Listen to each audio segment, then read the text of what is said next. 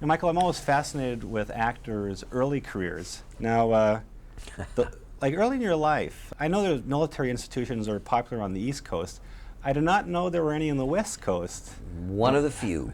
The I hate it. The Black Fox Military Institution. Only half a year. What was that experience like for you?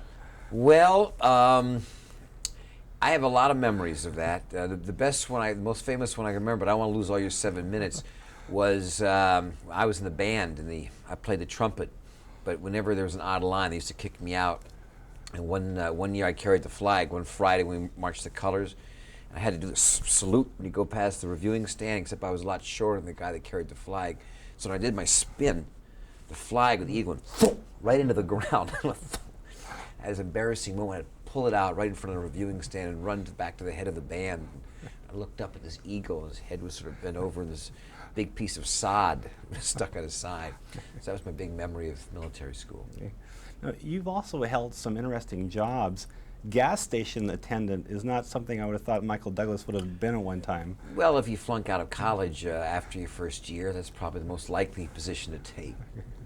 So how long did you work that job, and what was that like?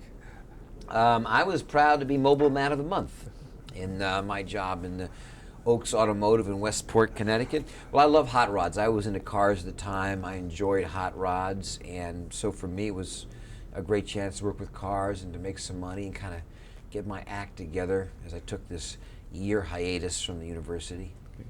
Well, let's jump forward to the streets of San Francisco, because back when I was 16, I was a high school student, spent the day watching you shoot on the campus of San Francisco State University. And you were so gracious with me. You talked to me. You looked so relaxed on the set, and I think that was maybe your third or fourth season.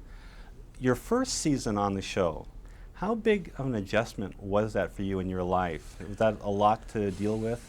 Oh yeah, I mean it was. I mean I had my hat off to Carl Malden. He truly was a mentor to me, but I was really in awe of him a little bit. He was a strong, dominant actor. I had not had a lot of experience before.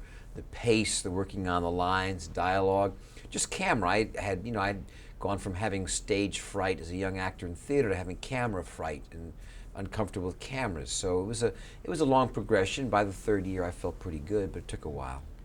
Now, turning to disclosure, there was one scene that I was watching that struck me that may have been particularly difficult for you to do, and that, of course, is the shower scene, where you're taking the shower, Right. hiding from your wife. What was doing that scene like, and how long did it take, and how waterlogged did you become? Well, that's funny you mentioned that. One of those scenes we shot it on the stage, so the special effects men, they have to adjust the water and all of that. And all of a sudden, I don't know how difficult it can be to get hot water, the right temperature. So all of a sudden we get ready and we get the temperatures. Okay, is that right? Okay, right, roll them. So I start going, whoo, whoo, whoo, and then the water gets so cold, it's freezing. What's the problem here? So with all the fantastic special effects they do in movies, you think that they can, get it resolved in terms of the temperature of the water. But it took a little while. The choreography was sort of careful to kind of hide the scratches from her and make it look realistic. There's a big audience response when I throw this towel on and go out, though. People get a kick out of that, And I have a serious question on the sexual harassment scene. I know serious. Yes, I know it must have been difficult for you and Demi Moore to do. How does the crew treat you on a day you shoot a scene like that?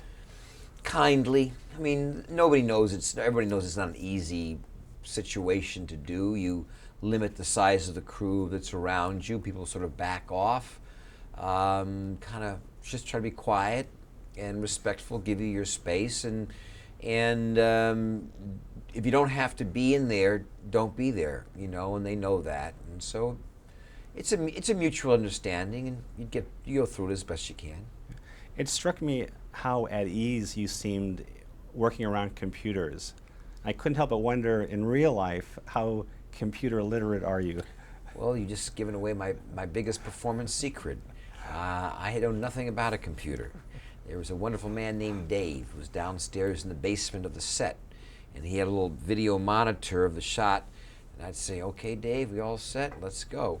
and I'd click away, and he'd be down there doing the whole thing for me. I'm not computer literate, although I'm hoping to after having done this picture. My son and I together are going to do it. Okay. And I have another lighthearted question on the Oscars. Women get a lot of attention for the clothes they wear. As a guy, how much thought do you put into what you're going to wear Oscar night? Whichever designer is giving me a free tuxedo is usually the way I figure it out. And one final question.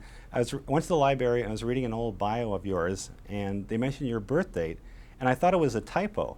And looking at you now, I think it must be a typo, but it says last September you turned 50. I sure did. How did you feel about that milestone? I sort of felt like 50 is like what 40 used to be. When I turned 30, my parents used to say, oh, what a big crisis, 30. Nothing happened. When I turned 40, that was like what 30 is. So I think 50 is like turning 40. At least that's the way I like to fool myself. Okay, great. Nice to see you again. You're almost a pleasure to talk to. Thank you.